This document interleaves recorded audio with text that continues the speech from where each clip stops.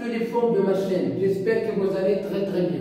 Aujourd'hui, je vais vous présenter une nouvelle leçon de français. C'est une leçon destinée pour les écoliers de la 5e année enseignement primaire. La leçon, c'est une leçon de grammaire au titre Activité sur la phrase. On va essayer d'identifier la phrase. Qu'est-ce que c'est qu'une phrase? Bien. Alors, premièrement, j'observe et je découvre. Ami travaille bien. Il est toujours la première de sa classe. Pour son anniversaire, son père va lui offrir un très beau cadeau. Elle veut l'encourager. Voilà le texte. Je répète, Ami travaille bien. Point. Elle est toujours la première de sa classe. Point. Pour son anniversaire. Ça veut dire pour l'anniversaire d'Ami. Son père va lui offrir un très beau cadeau. Il veut l'encourager. Il veut lui offrir un cadeau. Pourquoi? C'est pour l'encourager à continuer de faire des efforts pour être toujours la première dans la classe. Bien.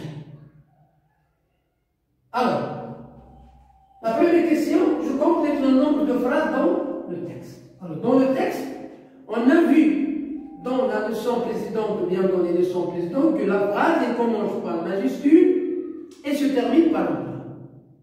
Hein? C'est une suite de mots qui a un sens. Elle commence par majuscule et se termine par un point. Alors, si on veut compter le nombre de phrases dans le texte, ça veut dire les phrases qui commencent par majuscule et se terminent par un point, alors on va trouver qu'il y a Ami travaille bien, c'est la première phrase. Il est toujours la première de sa classe, la deuxième phrase. Pour son anniversaire, son père va lui offrir un très beau cadeau, c'est la troisième phrase. Et la quatrième, il veut l'encourager. Donc, le texte, il est composé de 4 phrases. Dans le texte, on peut dire qu'il est composé de 4 phrases. Le texte est composé de 4 phrases. Bon, le texte est composé de 4 phrases. Je souligne le verbe de chaque phrase. Alors, on va essayer de souligner le verbe dans chaque phrase. Dans chaque phrase, on va essayer de souligner le verbe. Alors, la première phrase, Ami travaille bien. Nous avons vu que le verbe, c'est le mot essentiel dans la phrase. C'est le mot qui exprime l'action faite par le sujet qui est Ami. Que fait Ami? Travaille bien. Donc, voilà le verbe. Elle est toujours la première. Alors, comment est Ami? Alors, Ami est.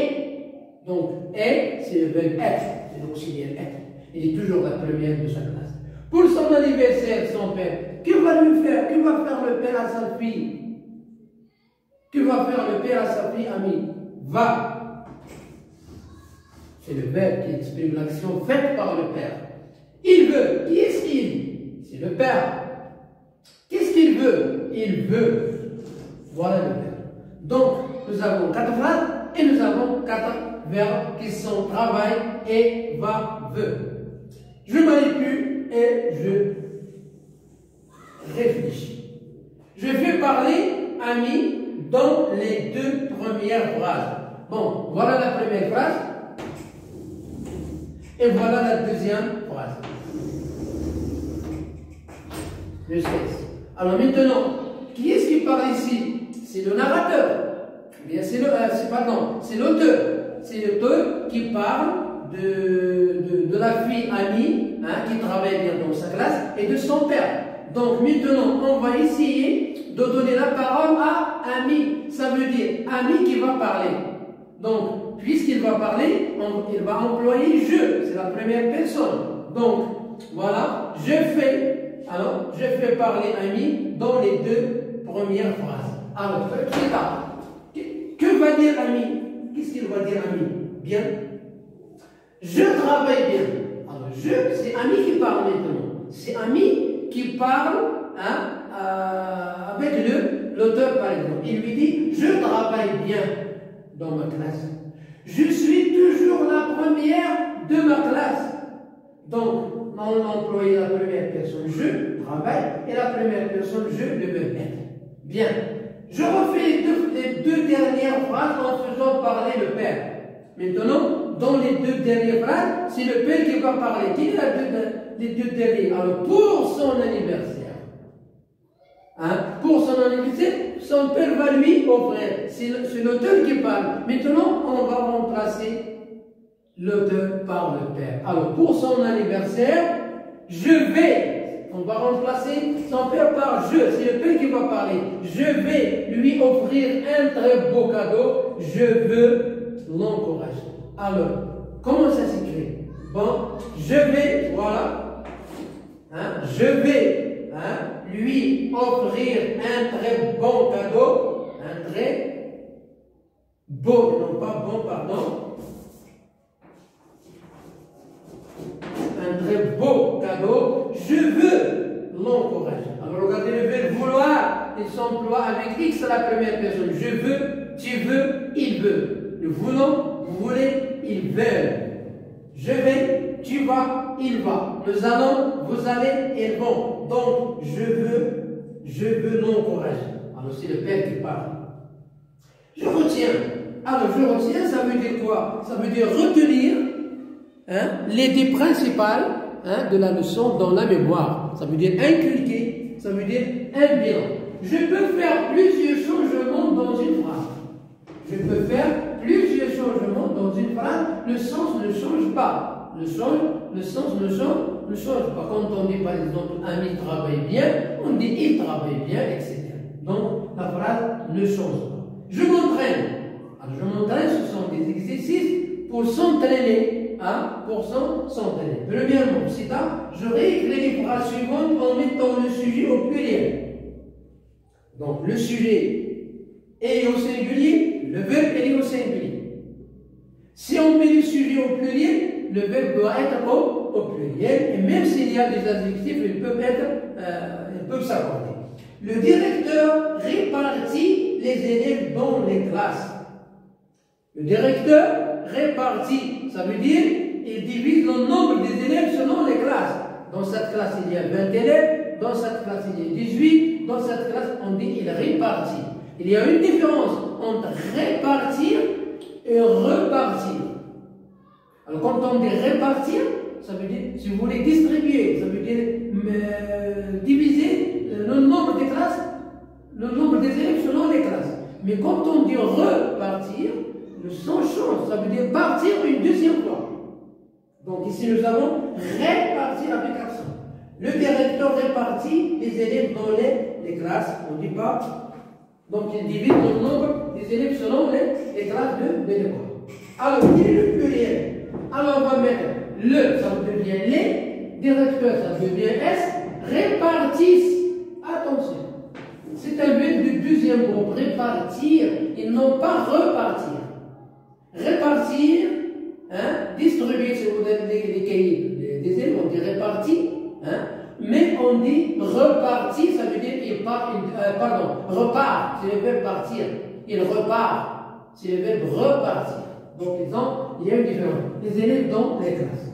L'enfant apprend que son père est dans le bureau du directeur.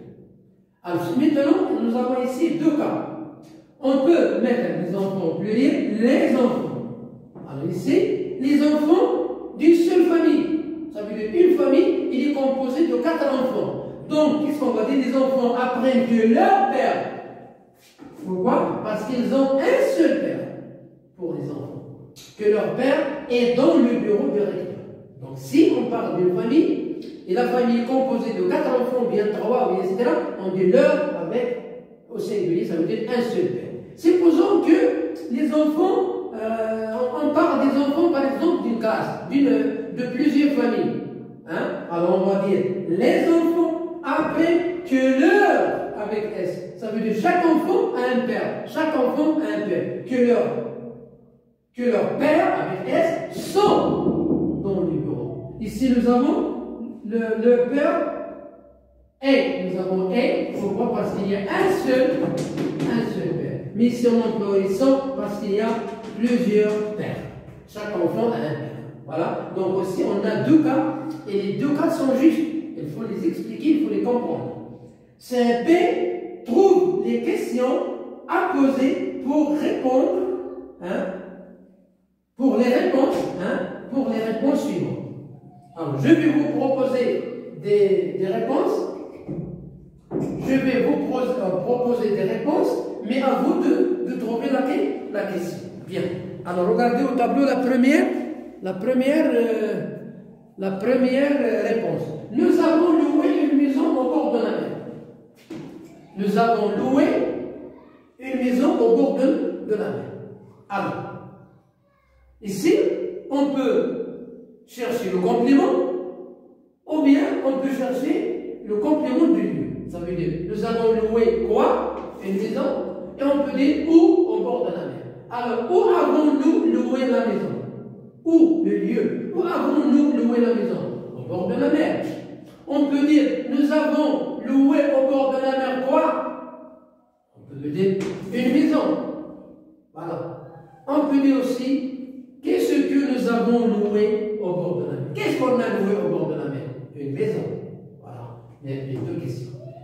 B, nous l'avons loué pour un mois. Ça veut dire, nous avons loué quoi? La maison. Et l'apostrophe remplace c'est un pronom complet. Nous l'avons loué pour un mois. Alors, pour combien de temps nous avons loué?